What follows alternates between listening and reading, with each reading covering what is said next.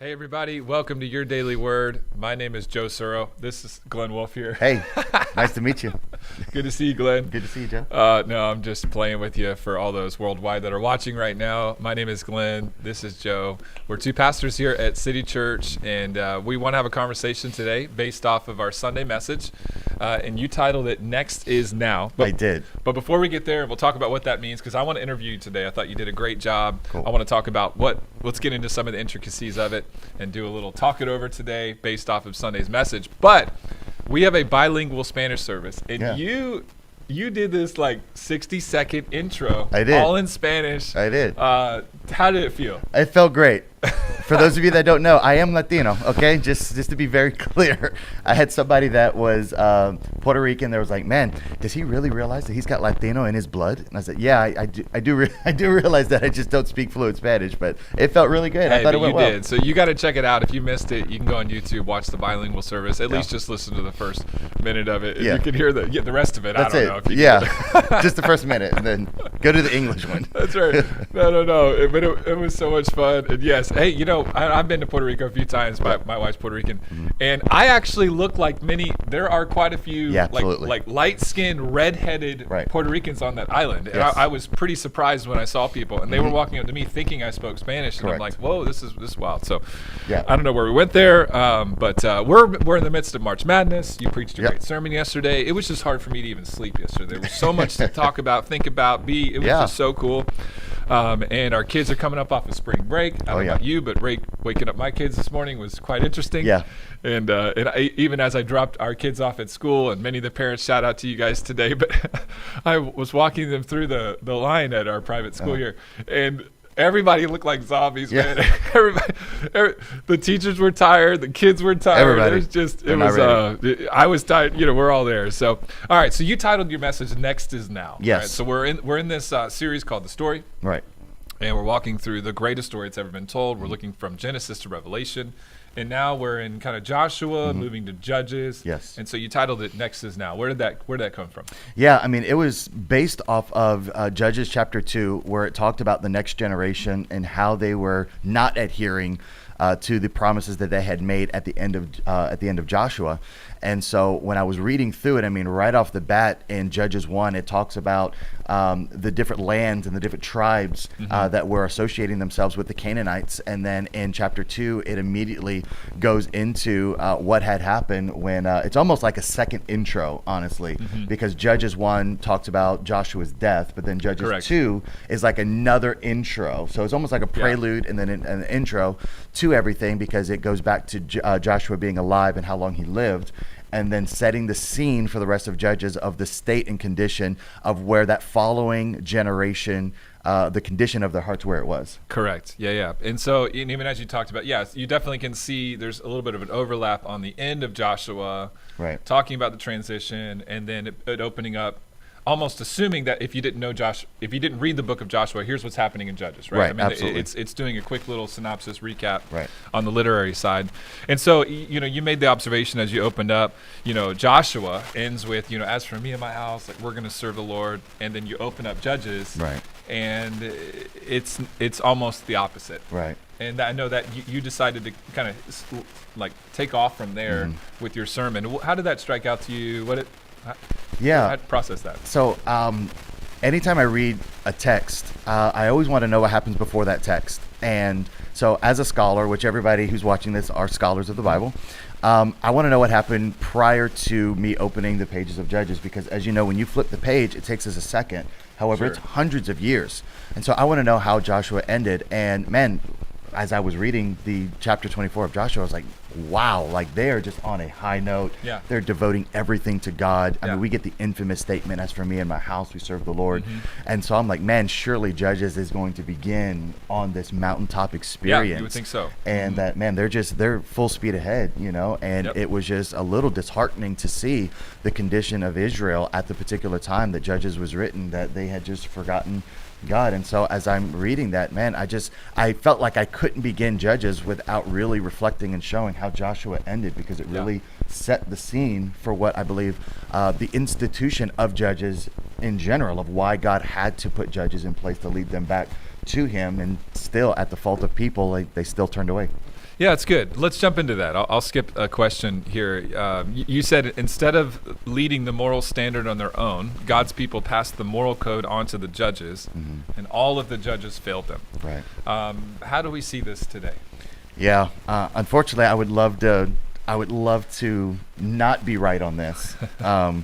But unfortunately, I mean, we're just, I'm scrolling through social media yesterday, and I see that there's another thing that has happened. I ran into two different things of pastors that have happened over the course of actually the past few years that have just now been brought to light, and I want to be surprised.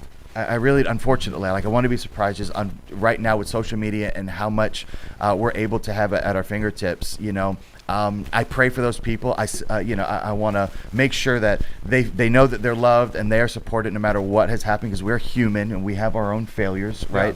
And we need to point our eyes back to Jesus. And I think that's the whole point, is that if our eyes are on man, especially in our culture and day and society right now, we're just seeing a lot of failures in great leaders. And not that they had always been failures, but they made a moral failure or whatever. And people have been very discouraged by that. And they've put their everything on people on big platforms, and they've become discouraged when they have fallen and offended. And well, if they fell, then what, is there any hope for me? And this is exactly what we see in Judges, where they passed down this moral code to the judges. They gave them the responsibility of teaching their kids, correct, the moral standards. And when the judges fell, guess what happened? Everybody else followed suit, because they were imperfect, and they were never going to be perfect. But when we as people don't hold that moral code and standard and understand how to pass that on to the next generation, to our generation, and we're going to see the cycle repeat itself, just like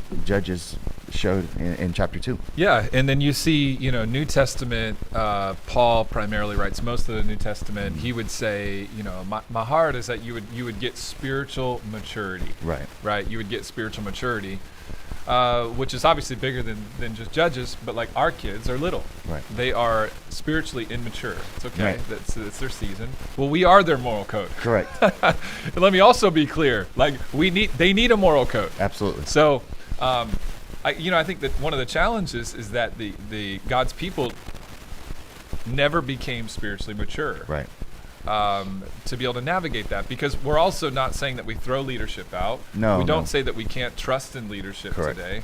I would say another thing to wrestle through is that all of us have leadership. Even you just mentioned, all of us are scholars. All of us are theologians. Whether we want to or not, you do have influence. You do lead. Right. And so I think also Judges is a warning to everybody that leads. Hey, people follow. Right. And Paul says, follow me as I follow Christ. There is a sense of leadership where it's not a bad thing. In fact, and obviously we are a couple pastors here at our church. We consider the responsibility to be really heavy. And we're in lots of backroom conversations, if you will, with a real seriousness to it. That people do look to us and look to our decisions to help govern their families and how they decide to do stuff, and we're in many ways we're speaking it's scary, on behalf of God, which obviously is not where we want to be, but we're trying to take the scriptures and make it alive to people and give them spiritual guidance. So I think it is important, and also to be a part of a healthy church that's not taking advantage of the authority, and not making it too far. And even for us to even take a Sunday and acknowledge that, guys, your pastors aren't perfect. That's a healthy thing for our body to hear, because that can take place. But I think what resonated to me, even as you were talking, wasn't even just necessarily the failure part of even people today, but it's easier to ask somebody else to do the heavy lifting on morality and whatever else. And then honestly, the truth is that, this is kind of what I see. This is like big broad stroke. We'll see where this goes, but we let everybody else do all the moral heavy lifting, and then we just pick and choose what to critique. Yeah. Wow. And do. Well, I don't like that, and well, you didn't even take any time to think about it or walk through it.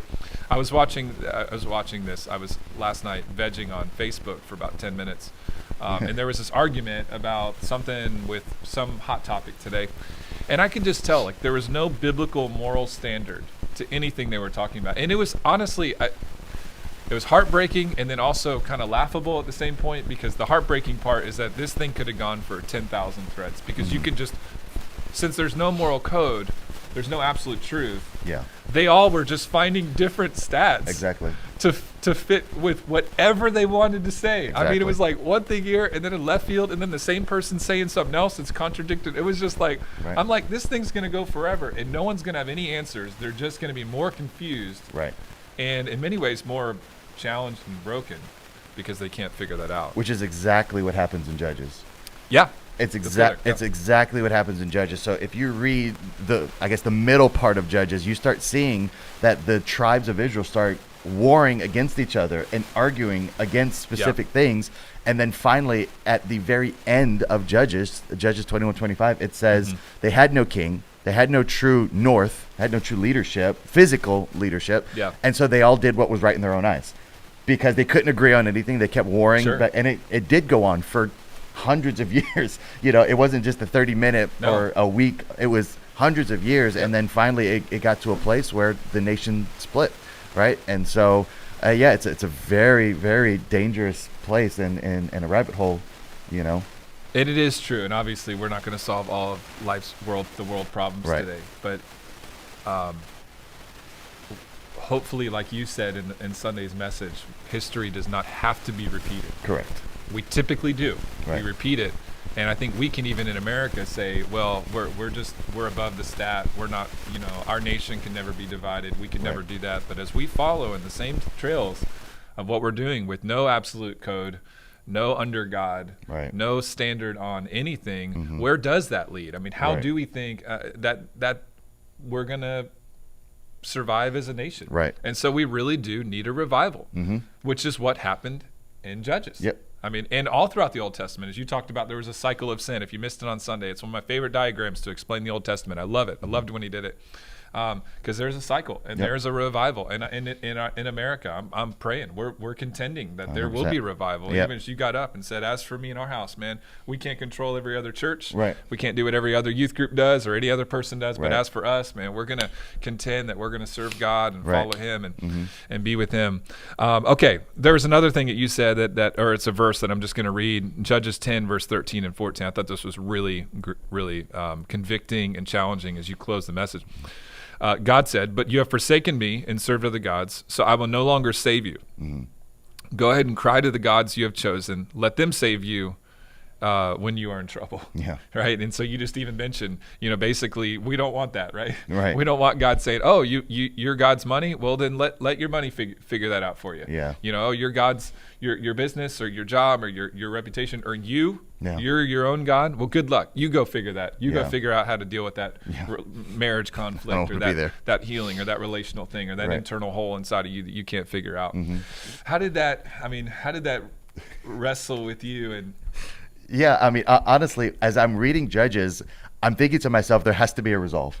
Like, there has to be a high note here. It's got to be somewhere, because you just see the cycle over and over, and they're just digging a deeper hole. And there's some very intense graphic language in Judges. graphic stuff in Judges. but- Yeah, I mean, it's very intense. And so I'm like, God, there's got to be some type of resolve. Like, where does the cycle of sin break? I mean, that was the question I asked myself. Like, where does this Yeah. thing break? Like, when does it happen? And then I came across Judges 6. And as I'm reading this, I'm like, it doesn't break here. But then as I kept reading throughout that chapter, I was like, man, I see where it actually breaks. It's where our heart becomes softened and there's true repentance to a God that Yeah. can save. Because right. that's a big pill to swallow, that Yeah. the God of the universe who created you would just take his hands off of you, right? We see this in New Testament as well, where he would give them over to their reprobated Correct. mind. Yeah. So this is not just an Old Testament thing. Correct. It's a New Testament thing as well, where That's that thing that you turn to, let it save you. And that's scary. And I don't want to be in that predicament. I constantly want to be in a place of, God, I can't do this without you. I want to Yeah. be in a constant place of repentance. I want to be in a constant place of peace and That's right. deliverance. I don't want to experience the cycle of oppression. I don't want to experience the cycle of sin always. Yeah. I mean, I want to experience a cycle of peace and I just right. want to stay there That's right. always. But it's not until I completely give to God what is an idol in my life, That's right. that I'm able to experience that true forgiveness and Correct. that true freedom. And that's exactly what we saw in Judges 6, that they felt sorry, but they weren't truly repentant. Correct. And then once they repented and they said, man, away with these things, That's right. away with my, my self-image and Yeah, my that's right. business and my money and whatever that stronghold is in my life, until I say, God, this is yours. There's right. nothing wrong with having those things, right? There's Yep. nothing wrong with having status. There's nothing wrong Yep. with having a large business. There's nothing wrong with any of those things. That's right. But when it becomes number one in your life, right? And so we're not saying to sell your business today, but we're saying, is God number one over your Yeah. business, over your life? Is he in charge? And when that is the case in your life, I think that's when, man, blessings of God Yeah. happen. And So good. and that's when he's able to really come in and give you the peace and the joy and whatever that you need in your particular situation in your life at that moment. Yeah, it was funny. My kids were tired today, and they were a little grumpy. And I said, "Hey, did you pray today?" And they're both like, "No," And Kara's like, "But why do I even have to pray?" Which she's asked 100 times. I said, "Oh, whoa, you don't have to pray." Right.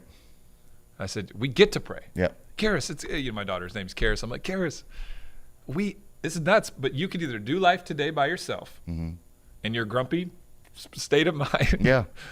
or you can welcome God into your day. And which day do you think is going to go better? Exactly. Yeah. I mean, even for the judges, right? It's like, and for all of us, because all of us can relate with the Sure. cycle of sin. All of us Right. have put in the moral code on other people. All of us are trusting leaders. All of us have been leaders that have failed. I mean, Sure. there's so many places you can see yourself Yep. there, but we get to do it. Hey, so one final thought. I mean, from Sunday, what was maybe the one thing you wanted for everybody to take away? Yeah, I mean, the two things that I think I left everyone with that I'll reiterate, and maybe one thing is make sure that we are passing on who Jesus is and what he's done for us to our kids. And, if I could really put a little bit more flesh on what Pastor Glenn was just talking about, that we do need leaders.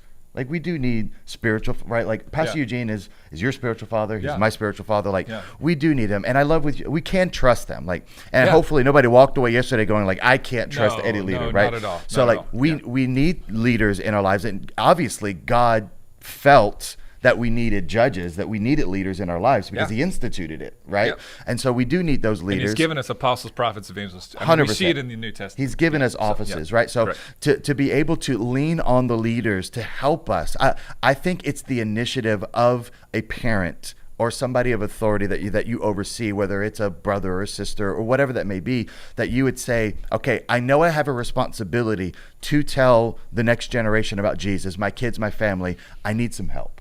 Exactly. I need to know how I can do That's that. it. Like, if you don't know how to do that, I think that's where leadership comes in. I love that. I just want to Yeah. put a pause on that. Yes. I love what you just said. I want to reiterate it. Yeah. You said, help me, Yes, not will you. correct. Well, that's a big difference. There. Huge. So I have authority as a Right. parent, as a leader, as a manager, as a whatever, an Right. influencer, small group leader, etc. Help me Right.